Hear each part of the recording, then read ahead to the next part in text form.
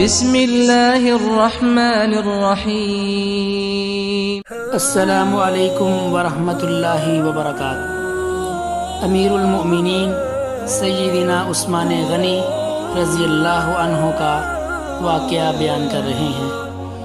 ویسے تو سارے صحابہ جنتی ہیں، لیکن ان میں سے عثمان غنی رضی اللہ عنہ نے دین کی خاطر بہت ساری قربانیاں پیش کی ہیں کہ جن کا نام سخاوت میں سب سے اوپر آتا ہے۔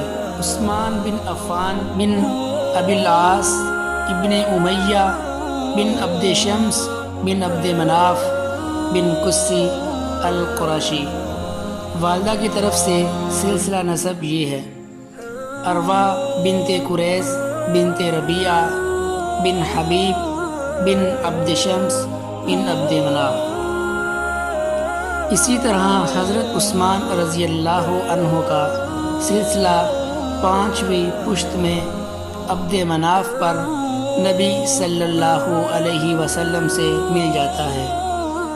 حضرت عثمان کی نانی بیضہ ام الحکیم حضرت عبداللہ بن عبد المطلب کی سگی بہن اور رسول اللہ صلی اللہ علیہ وسلم کی پھوپھی تھی، اس لیے وہ ماں کی طرف سے نبی صلی اللہ علیہ وسلم کے قریشی رشتہ دار ہیں۔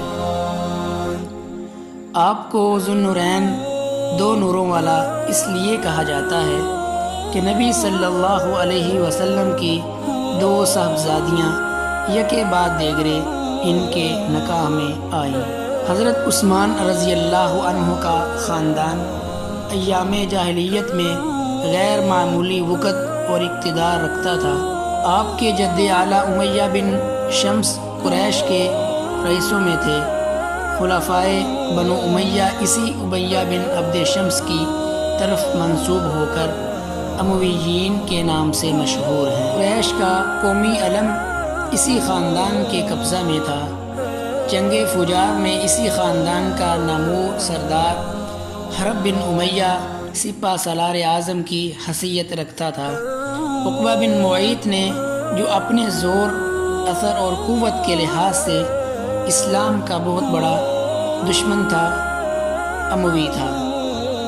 اسی طرح ابو سفیان بن حرب، جنہوں نے قبول اسلام سے پہلے غزوہ بدر کے بعد تمام غزوات میں رئیس قریش کی حیثیت سے رسول اللہ صلی اللہ علیہ وسلم کا مقابلہ کیا تھا، اسی اموی خاندان کے ایک رکن تھے۔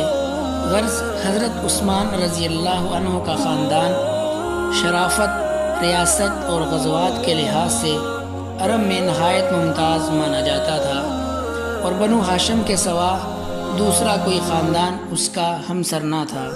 حضرت عثمان رضی اللہ عنہ واقعہ فیل کے چھٹے سال یعنی ہجرت نبوی صلی اللہ علیہ وسلم سے 47 برس قبل پیدا ہوئے۔ بچپن کے حالات پردہ خفا میں ہیں، لیکن قرائن سے معلوم ہوتا ہے کہ انہوں نے عام اہل عرب کے خلاف اسی زمانہ میں لکھنا پڑھنا سیکھ لیا تھا۔ عہد شباب کا آغاز ہوا تو تجارتی کاروبار میں مشغول ہوئے اور اپنی صداقت، دیانت اور راست بازی کے باعث غیر معمولی فروغ حاصل کیا۔ اللہ ہمیں ان جیسا سخی اور باوقار بنائے۔ السلام علیکم ورحمۃ اللہ وبرکاتہ۔